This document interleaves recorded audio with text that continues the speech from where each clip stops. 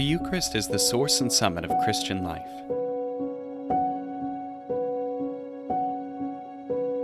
Jesus instituted this sacrament on the evening of the Last Supper and bound to it his sacramental presence in the world.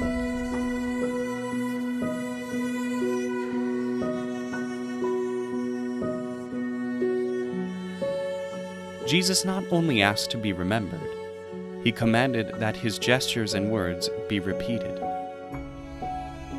Since the beginning, the Church has been faithful to this commandment. During every Eucharistic liturgy, we repeat the memorial of the death and resurrection of Christ. And these events become truly present. At the moment of the consecration, by the power of the Holy Spirit and the words of Christ, the bread and wine become the body and blood of Christ. It's the mystery of transubstantiation. The signs keep their physical characteristics, but their substance is changed. The Eucharistic celebration is also known by other names to underline the various aspects and effects of this sacrament. The Lord's Supper,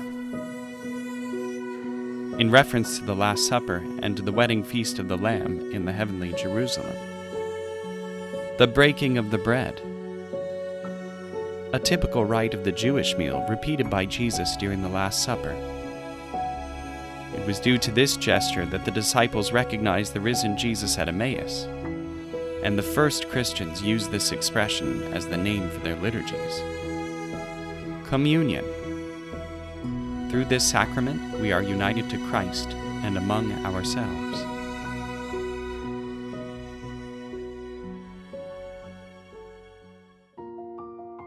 The Eucharist is the sacrament of those in full communion with the Church.